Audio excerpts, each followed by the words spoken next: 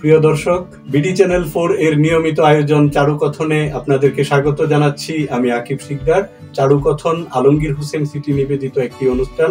এই অনুষ্ঠানে আমরা সমসাময়িক বিষয় নিয়ে আলোচনা করি। বরাবরের মতো আজ আমরা আলোচনা করব জাতিগত অবক্ষয় ও এর কুপ্রভাব এই প্রসঙ্গে। তো আজ আমাদের সাথে আলোচনা করার জন্য আমাদের স্টুডিওতে এসেছেন জেলা সাংবাদিক ইউনিয়নের সভাপতি, সাংবাদিক ও কলামিস্ট আহমদ ফরিদ। আমরা তার সাথে কথা বলবো। দর্শক আমাদের সাথে থাকুন। আপনাকে স্বাগত জানাচ্ছি আমাদের অনুষ্ঠানে। কেমন আছেন? আলহামদুলিল্লাহ, খুব ভালো আছি। ধন্যবাদ কবি আকিব সিকদার। আলহামদুলিল্লাহ ভালো আছি। আমরা সমসাময়িক বিষয় নিয়ে কথা বলবো এবং আমাদের এই যে একটা জাতিগত অবক্ষয় চারদিকে পরিলক্ষিত হচ্ছে এবং এই অবক্ষয়ের এর কুপ্রভাব এবং এটা থেকে কিভাবে আমরা উতরিয়ে উঠতে পারি সেই বিষয়গুলো নিয়ে আলোচনা করব। তো শুরুতেই আসলে সব থেকে বেশি এই অবক্ষয়টা আমরা খেয়াল করি ব্যবসা ক্ষেত্রে। তো এই বিষয়ে আপনি যদি কিছু একটু বলেন। ধন্যবাদ জনাব কবি আকিব সিকদার। আমরা মূলত দীর্ঘদিন আমরা পরাধীন থেকে ইংরেজের আমলে, তারও আগে মুঘল, পাঠান আরো নানা শাসকদের অধীনে পরাধীন থাকতে থাকতে আমাদের মাইন্ডসেটটা এরকম হয়ে গেছে যে ধরেন আপনি যে মানুষ তো সৃষ্টির শ্রেষ্ঠ জীব, তার মধ্যে কতগুলি সুবৈশিষ্ট্য থাকার কথা, কিন্তু এই পরাধীনতার শৃঙ্খলের কারণে হয়তোবা আমাদের মানসিক গঠনটা সেটা অনেকটাই অপরাধ প্রবণ। আমি স্পষ্ট ভাষায় বলতে চাই যে ধরেন আমাদের দেশের প্রায় 80% মানুষ এই অবক্ষয়ে আক্রান্ত, যার প্রভাব আমরা ব্যবসা বাণিজ্যে দেখতে পাই, অর্থনীতিতে দেখতে পাই, সকল ক্ষেত্রে অর্থনীতি এবং কি আইন সকল ক্ষেত্রেই আমরা দেখতে পাই। তবে যে ব্যবসা বাণিজ্যের ক্ষেত্রে যে জিনিসটা বলছেন, এই ব্যাপারে আমি কথা বলতে চাই। যে বিষয়টা হচ্ছে যে আমরা যদি ধর্মের দিক দিয়ে যাই, ব্যবসা করা সুন্নত যদি সঠিক পর্যায়ে করা হয়, কিন্তু দুঃখের বিষয় হচ্ছে আমাদের দেশে ব্যবসা বাণিজ্য যারা পরিচালনা করেন তারা এই সুন্নতের দিকে তাদের কোনো খেয়াল নেই। হ্যাঁ, যে মানুষের সেবা করবে ব্যবসার মাধ্যমে, এই চিন্তা না করে তারা কিভাবে অঢেল টাকা কামানো যায় এবং বিত্ত বৈভব করে এই পৃথিবীটাকে এই বেহেশতের মতো করা যায়, তারা এই চিন্তায় বিভোর। যেহেতু এই চিন্তায় তারা বিভোর, অতএব এই যে ভোক্তা সাধারণ আমরা যারা আছি, আমাদের গলা কাটতে তারা একটু দ্বিধা করেন না। যেমন আপনাকে বলি, এটা অনেকটা আত্মঘাতী একটা প্রবণতা। কিভাবে আত্মঘাতী? যে একজন ব্যবসায়ী যিনি মানে পেঁয়াজ নিয়ে ব্যবসা করেন, তিনি সবাইকে পেঁয়াজ দিয়ে গলা কাটছেন, মানে অতিরিক্ত মূল্য এবং মজুদধারী, আড়তধারী নানান কারণে ই করেন, কিন্তু তিনি কিন্তু আরো 70টা পণ্য কিন্তু তাকে কিনতে হয়। সেই জায়গায় উনি কিন্তু এই যে আমরা পেঁয়াজওয়ালার কাছে আমরা যেভাবে জিম্মি হয়ে যাচ্ছি, উনি কিন্তু আরো 70টা বা 100টা পণ্যে তিনিও কিন্তু এই জন্য তেলওয়ালার কাছে জিম্মি, রসুনওয়ালার কাছে, অর্থাৎ আমরা শুনতে খারাপ লাগলেও আমরা আসলে একে অপরকে চাপাচ্ছি, হ্যাঁ, চিবিয়ে চিবিয়ে একে অপরের রস খাচ্ছি। এই জন্য বলছি যে এটা একটা আত্মঘাতী প্রবণতা। আমরা যদি সবাই ভালো হয়ে যাই, তাহলে এই যে আপনার কোটি টাকার উনি ঠকাচ্ছেন, একটা পণ্যে ঠকাচ্ছেন, কিন্তু উনি আরো 70টা বা 100টা পণ্যে উনি ঠকছেন। তা আমার মনে হয় যে এ থেকে আমাদের অনুধাবন করা উচিত যে আমাদের আসলে একটু সততার চর্চা এবং মনুষ্যত্ব, মূল্যবোধ ইত্যাদির ইয়াতে আমরা যদি মানে অনুপ্রাণিত হই এবং মানুষের কথা, মানুষের দুর্ভোগের কথা যদি আমরা চিন্তা করি, তাহলে আমার মনে হয় যে সবাই যদি আত্মঘাতী প্রবণতা থেকে সরে আসি, তাহলে পেঁয়াজওয়ালা, রসুনওয়ালা, মাছওয়ালা সবাই আমরা একসাথে শান্তিতে থাকতে পারি। চমৎকার বলেছেন আপনি। এবং আমার মনে হয় আমাদের এই অনুষ্ঠানের মাধ্যমে যেসব ব্যবসায়ী, অসাধু ব্যবসায়ী আছেন, তারা যদি তাদের মনে যদি একটু নাড়া দেয় এই আমাদের আলোচনাটা, তাহলে আমার মনে হয় আমাদের সাধারণ মানুষ যারা আছে, যারা ভুক্তভোগী, তাদের এতটা কষ্ট আর থাকবে না। ধন্যবাদ। আমি একটু কথা আর একটু বলতে চাই। সিন্ডিকেট, আমরা আগে জানতাম যে বিশ্ববিদ্যালয়ে একটা সিন্ডিকেট থাকতো, হ্যাঁ, তো ব্যবসায় এই সিন্ডিকেটটা এরকম একটা অবস্থা দাঁড়িয়েছে যে ধরেন এক জায়গায় কাঁচামরিচ বিক্রি হচ্ছে 100 টাকা, হঠাৎ করে আরেক জায়গায় ক্রাইসিসের কারণে ওটা হয়ে গেছে 200 টাকা। তো এই ব্যবসায়ীদের মধ্যে মেসেজে খুদে বার্তার মাধ্যমে আদান প্রদান হয় যে ভাই তুমি কত বিক্রি করছো, আমি তো 100 টাকা। আরে পাগল, তুমি 100 টাকা বিক্রি করছো, আমাদের এখানে 200 টাকা হচ্ছে, দাম বাড়াও। এই হচ্ছে একটা সিস্টেম। আরেকটা সিস্টেম হচ্ছে আপনার এই কর্পোরেট নষ্টামি। আমাদের দেশে অনেকগুলি শিল্প গ্রুপ আছে, আপনি জানেন, ম্যাগনা গ্রুপ, বসুন্ধরা গ্রুপ, এরকম আরো। সরি, আমি আসলে কর্পোরেট নষ্টামি। এখন এই অতি বড় বড় পুঁজি যখন ব্যবসায় প্রবেশ করে, ধরেন চাউলের ব্যবসা, আমাদের দেশে যখন ধান কাটা হতো আগে, তখন স্বাভাবিক কারণেই চালের দামটা একটু কম, কিন্তু এখন হচ্ছে এই ধান কাটার সাথে সাথে হাজার হাজার টন ধান এই কর্পোরেট ব্যবসায়ীরা কিনে নিয়ে মজুত করে রাখেন, যে কারণে যে নতুন ধান কাটার যে সুফলটা জাতি যেটা পাওয়ার কথা সেটা পাচ্ছেন না ওনারা। এই কর্পোরেট হাউসগুলি এইভাবে প্রত্যেকটা পণ্য উৎপাদন মৌসুমে তারা কিনে নেন অল্প দামে এবং স্টক করে রাখেন, একটা প্রেসার তৈরি করেন বাজারে, এবং যখন এই প্রেসারের দামটা বেড়ে যায় তখন তারা আস্তে আস্তে ছাড়তে থাকেন।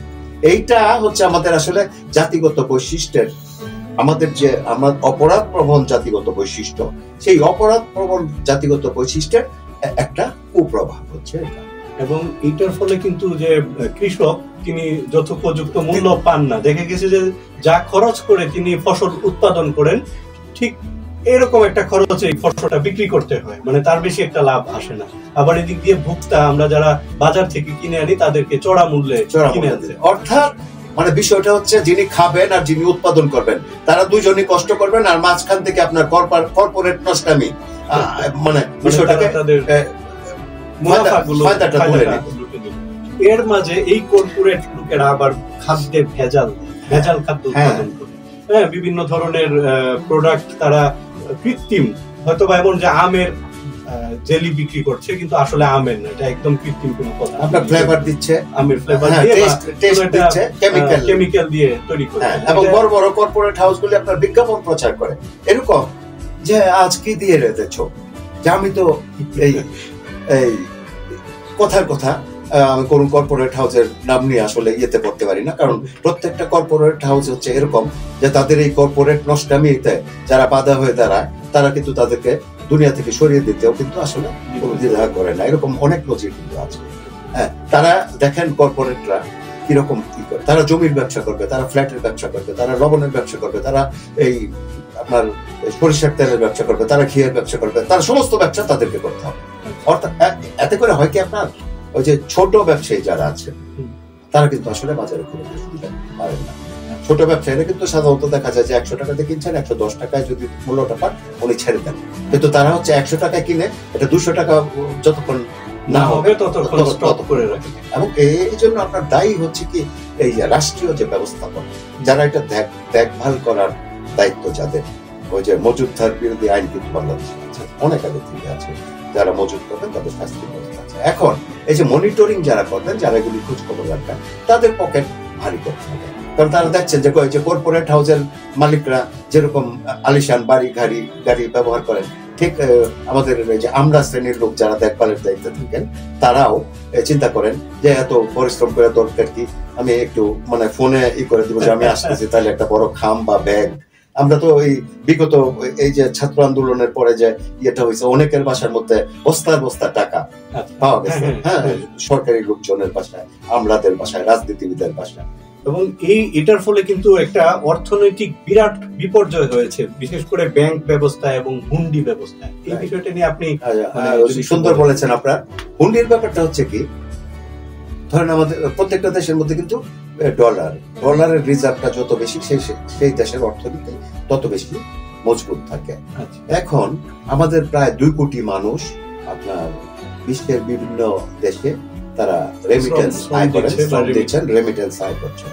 এখন এই ইয়েতে আমাদের লোকজনে কিন্তু এটা কিন্তু বিদেশিরা করে না, অনেক লোক বেরিয়ে গেছে যারা কিছুদিন ওই কোনো একটা বিশ্বের মধ্যপ্রাচ্যের কোনো একটা দেশ অথবা অন্য কোনো দেশে কিছুদিন থেকে তারপরে বুঝে যান যে এই এখানে থেকে আমি যা আয় করবো তার চেয়ে বরং আমি দেশে ফিরে যাই, আমি হুন্ডির মাধ্যমে আয় করবো।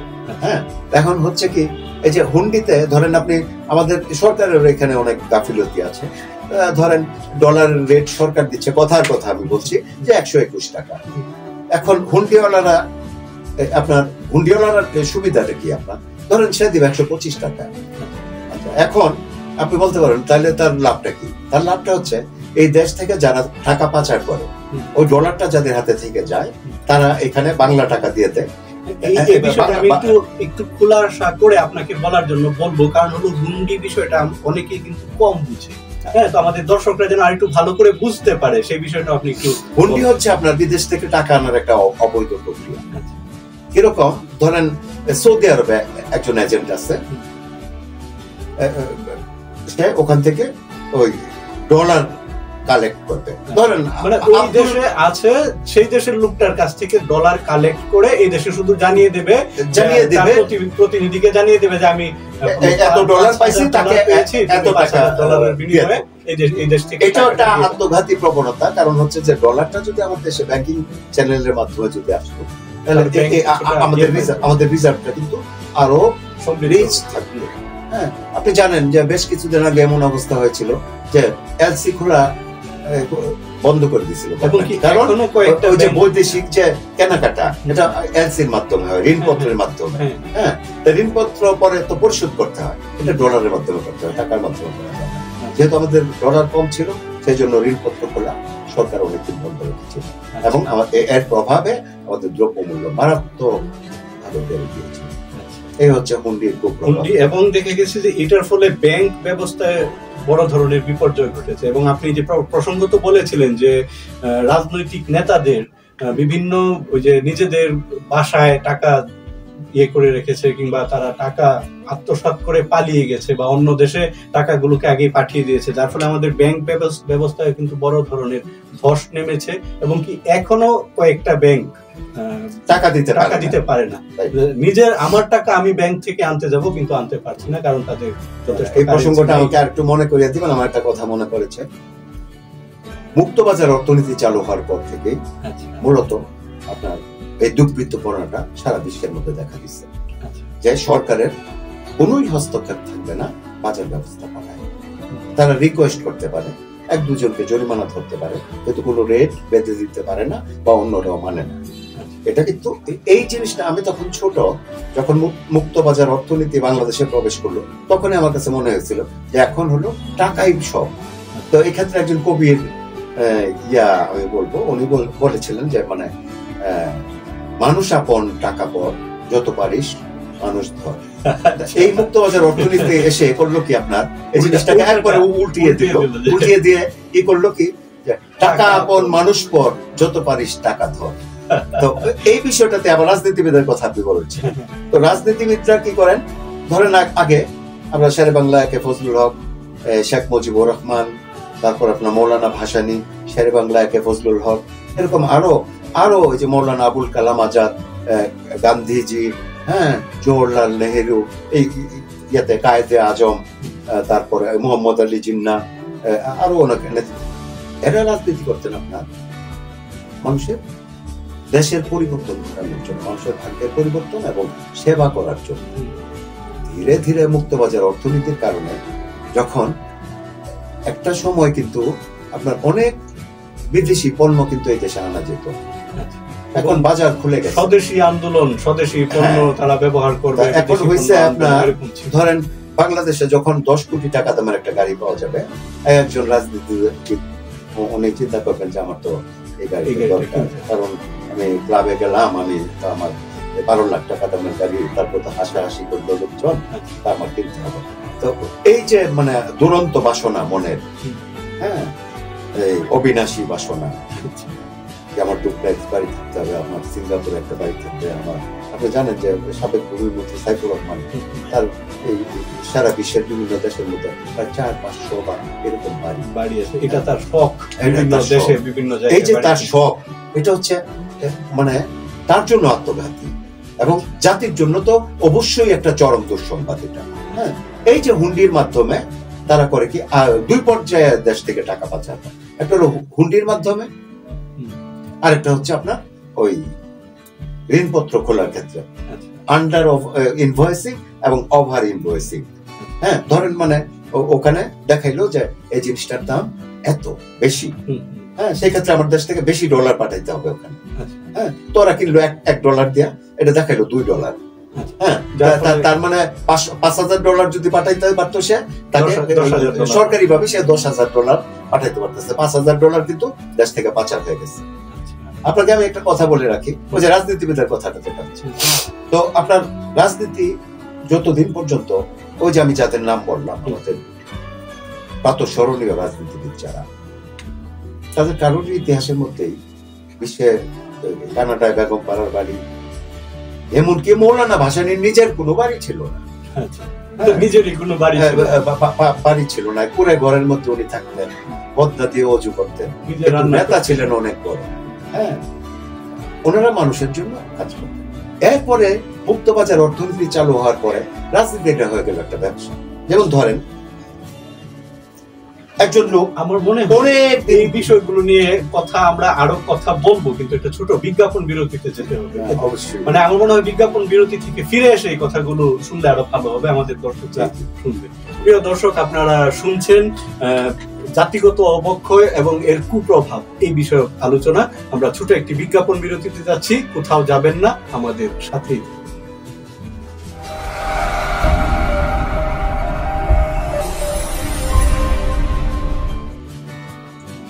দর্শক, ফিরে এলাম বিজ্ঞাপন বিরতির পর। আমাদের সাথে আছেন, তাই ধন্যবাদ। এবং আমাদের মাঝে অতিথি হয়ে আজ আমাদের স্টুডিওতে এসেছেন বিশিষ্ট সাংবাদিক, কলামিস্ট আহমদ ফরিদ। তার সাথে আমরা কথা বলছিলাম। আমরা আসলে রাজনীতির অবক্ষয়টা নিয়ে কথা বলতে বলতে বিজ্ঞাপন বিরতিতে চলে গিয়েছিলাম।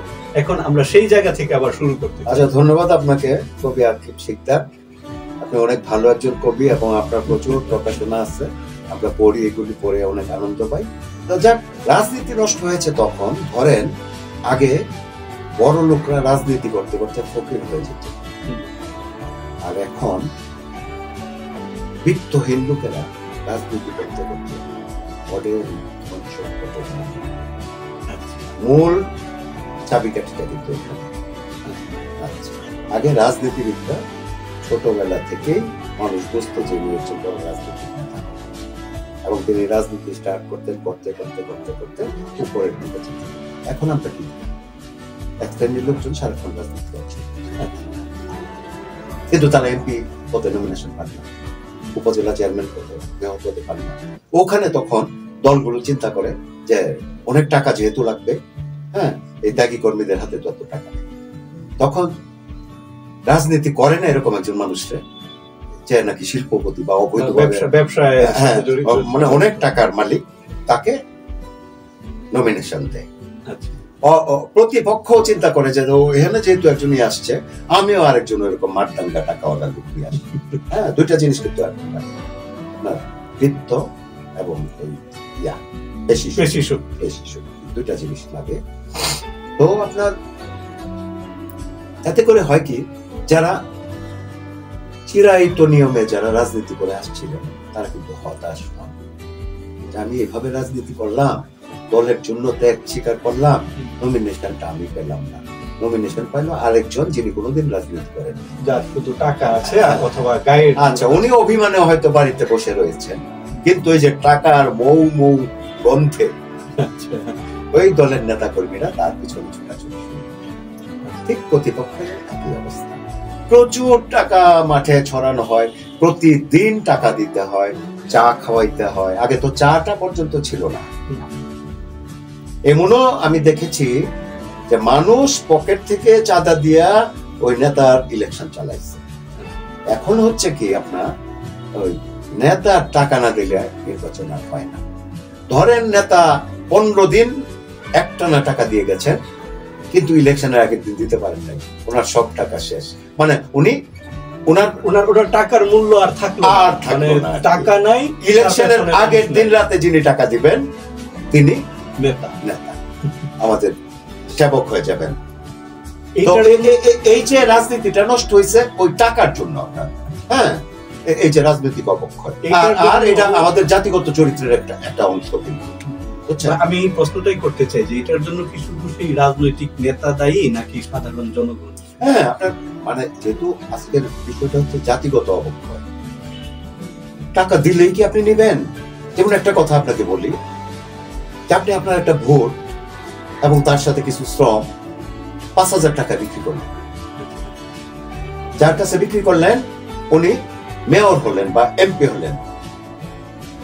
আমরা এতটাই বোকা, এরপরে আমার কিন্তু যে মৌলিক অধিকারটুকু ওইগুলো 50,000 টাকা দেওয়া এই 5 বছর তাকে করতে হয়। আমরা শুধু 5,000 টাকায় বিক্রি হয়েছিলাম বলে 50,000 টাকা দিয়ে আবার সেই জিনিসটা কিনে আনতে হয়, অধিকারটা আমাদের কিনে আনতে হচ্ছে। এবং আরো একটু যোগ করতে চাই যে আমরা নাগরিক হিসেবে জানি না আমাদের কি কি অধিকার আছে ইয়ে থেকে পাওয়া, রাষ্ট্র থেকে পাওয়া। শোনেন, আমি আপনাকে একটা কথা বলি, আমরা যদি সচেতন হতাম, আসলে অসচেতন এবং অসভ্য মানুষের জন্য কিন্তু আপনার গণতন্ত্র খুব একটা কার্যকরী না, যার রেজাল্ট আমরা স্বাধীনতার পর থেকেই পর্যন্ত দেখতে পাচ্ছি। আমাদের যে মানে অ্যাকচুয়াল আমাদের দেশের যে অবস্থা, সেইটা যদি বিদেশে যদি টাকা পাচার না হইতো, এই টাকাটা যদি দেশেই যদি বিনিয়োগ করতো, কালো টাকা সাদা করে বা এই করে, আমার দেশের চিত্র আমাদের অনেক পরে মালয়েশিয়া, সিঙ্গাপুর আপনার আকাশচুম্বী উন্নতি পেয়েছে, কিন্তু আমরা আনকনসিয়াস। গণতন্ত্রের মাহাত্ম আমরা বুঝি না, আমার অধিকারের সীমা আমি বুঝি না। আমাদের প্রবণতাটা হচ্ছে এরকম যে ধরেন এই যে আমার ভোটটা 5,000 টাকা বিক্রি করে দিলাম, 5,000 টাকা নগদ পেলাম, আমি কিন্তু ওই চিন্তাটা করি না যে আমার যে মৌলিক অধিকারগুলি আমার কিনতে হবে, তখন কিন্তু ওনাকে আমার লাগবে, তখন ওনার পিছনে আমার 50,000 টাকা খরচ করতে হবে। অর্থাৎ আমি তাকে ভোটও দিলাম, বিক্রি হইলাম, আবার 45,000 টাকা তাকে আমাকে দিতে হইল।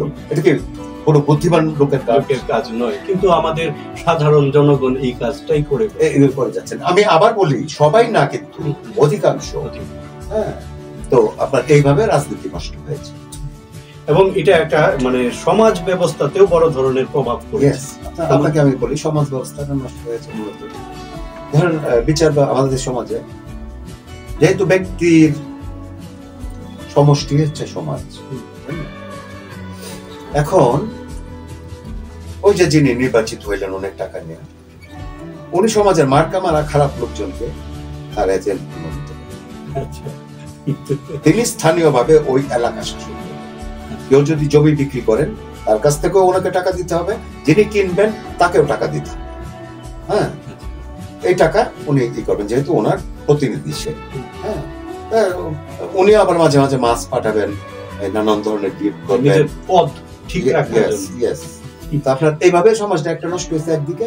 আর একটা নষ্ট হওয়ার পিছনে কারণ হলো ধরেন আমাদের যে সরকারি বিচার ব্যবস্থা যেটা আছে, এই সরকারি বিচার ব্যবস্থার পাশাপাশি কিন্তু আমাদের গ্রামে গঞ্জে কিন্তু দেন দরবারের একটা সিস্টেম আছে।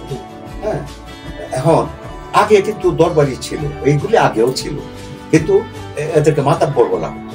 এরা ছিলেন সৎ মানুষ, এরা যেখানেই যেতেন ন্যায় বিচারটাই করতেন। দেখা গেল যে দুই পক্ষ দুইজন দরবারিকে আনছেন, কিন্তু দুইজন দরবারি ঘটনা শুনে বলছেন যে দেখো, আমরা দুই পক্ষের দুইজন হইলেও আমরা এই মতে একমত যে রফিক মিয়া যে অভিযোগটা করছে সেটাই সত্য, কবির মিয়া যে অভিযোগটা, আমি তো কবির মিয়ার পক্ষে আসছি, তারপর আমি বলছি যে কবির মিয়া অন্যায় করছে, কাজেই এখানে আমরা রায় দিচ্ছি। কিন্তু এখন হচ্ছে আপনার যে যার পক্ষে গেছে পক্ষে, এবং বিনা টাকায় আসবেন না। আগে ছিল একটা নেশা ছিল দরবার করা, যে আমি ন্যায় বিচার করব, করে একটা ন্যায় বিচারের একটা বিষয় ছিল। আর এখন হলো যে টাকা পাইছি আমার তাকে আমাকে জিতাতে বলতে। এখন এই যে দরবারি সাহেব একা, এখন এই যে জোর করে যদি চাপিয়ে দিতে হয় কোনো সিদ্ধান্ত, তাহলে তার একটা ক্যাডার বাহিনী লাগবে। ওই ক্যাডার বাহিনী নিয়ে দরবার ছাড়াও প্রত্যেক দরবারির একটা ক্যাডার বাহিনী আছে। এখন ওই ক্যাডার বাহিনী আপনার নেতাকে নিয়ে ক্যাডার বাহিনী আপনার সারাক্ষণই ওই এলাকার নানান কিছু জমি কিনলেও দিতে হবে, বেচলেও দিতে হবে। এই যে ভাড়াটিয়া দরবারি সিস্টেম, এটা যদি না থাকতো, আমার কথা হচ্ছে যে সরকার যেখানে বিচার করছে সেখানে প্যারালাল। আমি কিন্তু আরেকটু যোগ করতে চাই, এই ভাড়াটিয়া শুধু গ্রামগঞ্জে নয়, এখন সম্পূর্ণ বিচার ব্যবস্থাতে চলে আসছে। মানে আমরা জাতীয় ভাবেও কিন্তু খেয়াল করলে দেখি যে মানে কোর্ট কাছারিতেও এই ধরনের অবক্ষয় ঢুকে গেছে। এই বিষয়টা নিয়ে আসতে চাই, যেহেতু আমরা অবক্ষয় নিয়ে আলোচনা করছি। ঢুকেছে অবক্ষয় আপনার মন্দিরে যখন কোথায় যেন বন্যার জল মানে মন্দিরে ঢুকে ইয়েতে ঢুকে, এটা বলতে চাচ্ছি সব জায়গায় যায়। মানে কোন জায়গায় জনপদে যখন আগুন লাগে তখন দেবালয়ও আগুন থেকে রক্ষা পায় না। কথা হচ্ছে যে যেখানে সব জায়গায় আপনার অবক্ষয় গ্রাস করেছে সবকিছু এবং আমাদের জীবনকে অতিষ্ঠ করেছে, আমরা আত্মঘাতী মরণ খেলায় লিপ্ত, একে অপরকে আমরা খাচ্ছি চিবিয়ে। সেই অবস্থায় আপনার বিচার ব্যবস্থা বাদ পড়বে কেন? সেখানেও কিছু না কিছু ইয়ে আছে, কিন্তু তারপরে একটা রেস্ট্রিকশন আছে। আমি এই বিচার ব্যবস্থা নিয়ে কোনো কথা বলতে চাই না। হ্যাঁ, যেহেতু অন্য এই জায়গায় আছে ওখানে থাকবে, এটাই খুব স্বাভাবিক ব্যাপার। হ্যাঁ, আপনার চারদিক এই যে আমাদের যে জাতিগত কি জানি বলা হয়েছিল, জাতিগত এই যে জাতিগত অবক্ষয়, আমরা বাঙালি জাতি, এই অবক্ষয়ের ফল আমরা প্রত্যেকেই ভোগ করছি এবং প্রত্যেকে আবার অবক্ষয়কে সার দিচ্ছি, দিচ্ছি, অবক্ষয়ের সেবা করছি, বড় হচ্ছে। একটু বলতে হবে, আমরা যেহেতু অবক্ষয় নিয়ে এত কথা বললাম, এই অবক্ষয়কে কাটিয়ে ওঠার কয়েকটা পদ্ধতি আপনি একটু আমাদেরকে বলে দিন। কি কাজগুলো করলে অবক্ষয়টা সমাজ থেকে আস্তে আস্তে কমে যাবে? একটি কাজ আছে, আপনার ধরেন সরকার তো অনেক রকমের প্রচারণামূলক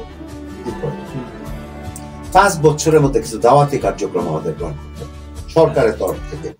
এখানে মনে করেন যে বাংলাদেশের সবচেয়ে বিগ বাজেট যদি এখানে করতে ইনভেস্ট করতে হবে, সেটা হলো করতে হবে কি কাজ করবে এরা মনুষ্যত্বের ক্লাস করবে, মূল্যবোধের ক্লাস করবে, সমাজের একটা ক্লাস্টার ঠিক করে প্রত্যেককে সরকার বাধ্য করবে যে এই ক্লাসগুলিতে তোমাকে উপস্থিত থাকতে হবে এবং এই ক্লাসগুলির নেতৃত্ব দিবে 5 বছরের একটা ইয়েতে নেতৃত্ব দিবে সমাজের ভালো মানুষগুলি, জ্ঞানী মানুষগুলি। এবং আরেকটা কথা বলে রাখি, জ্ঞানী হলে এখন ভালো হয় না, কারণ যাদের বাড়িতে কারি টাকা পাওয়া যাচ্ছে তার কিন্তু আসলে জ্ঞানী, কিন্তু ভালো মানুষ না। ভালো মানুষই, ওদেরকে দায়িত্ব দিতে হবে মানুষকে বুঝিয়ে শুনিয়ে তার নাগরিক অধিকার, তার গণতান্ত্রিক অধিকার, তার মূল্যবোধের চর্চা, হ্যাঁ, মনুষ্যত্বে দিয়া এই যে আত্মঘাতী প্রবণতা থেকে বেরোলে যেন আমরা সবাই যাতে ভালো থাকবো, এই বিষয়গুলি, এই মেসেজগুলি একটা গ্রামের প্রতিটা পাড়ায় পৌঁছায় দিতে হবে। এবং এই জন্য কোনো একটা সদাশয় সরকার যদি 5 বছর একটা বিগ বাজেট নিয়ে এবং কঠোর মনিটরিং এর মাধ্যমে, আপনি এটা ইজিলি সেনাবাহিনীর মাধ্যমে করতে পারেন, যেহেতু আমাদের দেশে কোনো যুদ্ধ নাই। হ্যাঁ, এক একজন সেনা সদস্য এক একটা মহল্লার দায়িত্ব, হ্যাঁ, প্রতিদিন রাত্রে ধরেন 10টার পরে বা 8টার পরে বসবেন আধা ঘন্টা এই বিষয়ে কাজ। অর্থাৎ আমাদের যে পোকায় খাওয়া মনোজগৎ, সেই পোকায় খাওয়া মনোজগৎ থেকে পোকাকে বের করতে হবে এবং একটা অ্যাবসলিউট মৌমাছি ভরে দিতে হবে, পোকাটাকে বের করে দিয়ে একটা ভালো কিছু দিতে হবে, ভালো কিছু এখানে ভরতে হবে। এই প্রতিস্থাপন হইলেই একমাত্র জাতিগত অবক্ষয় থেকে আমরা মুক্তি পেতে পারি। দর্শক আসলে চমৎকার করে বলছেন, আমার মনে হয় যে আমাদের দর্শকরা এই কথাটা শুনে তারা উপকৃত হবে। এবং আমি আমার দর্শকদের উদ্দেশ্যে বলতে চাই যে ভাই, এভাবে একে অপরের সাথে কামড়াকামড়ি করে আসলে আমরা কেউই লাভবান হচ্ছি না। আসুন আমরা মনুষ্যত্ব মূল্যবোধের পথে ফিরে আসি এবং সততার চর্চায় ফিরে আসি। এতে হবে কি জানেন, আমরা সবাই আসলে ভালো থাকতে পারবো, আমরা সবাই সুখে থাকতে পারবো। এবং এই যে আপনার সিন্ডিকেটবাজি, এগুলি বন্ধ করে এবং গণতন্ত্রের আমার একজন নাগরিক হিসাবে আমার কি প্রাপ্য এবং কি দায়িত্ব। আমরা অনেক সময় বলি যে আমার এই অধিকার, কিন্তু একটা কথা আমি বলতে চাই আপনাকে, যে অধিকারের পিছনে কিন্তু দায়িত্বের প্রশ্নটা আসবে। আমরা শুধু অধিকার চাই কিন্তু দায়িত্ব কিন্তু পালন করি। তো অধিকার এবং দায়িত্ব যদি সমান্তরাল পথে চলে অবশ্যই, এবং এই যে বললাম 5 বছর মেয়াদী যদি এরকম একটা না হয়, কর্মসূচি হাতে না হয়, নিশ্চয়ই একদিন আমরা আমাদের ভুল বুঝতে পারবো এবং আমরা এই অবক্ষয় থেকে মুক্তি পাবো। খুব লজ্জার বিষয়, অনেক দেশ আছে পৃথিবীতে যেখানে বাঙালির নাম শুনলে শিরকে ওঠে মানুষ, যে না জানি কি সমস্যা হয়ে যাবে।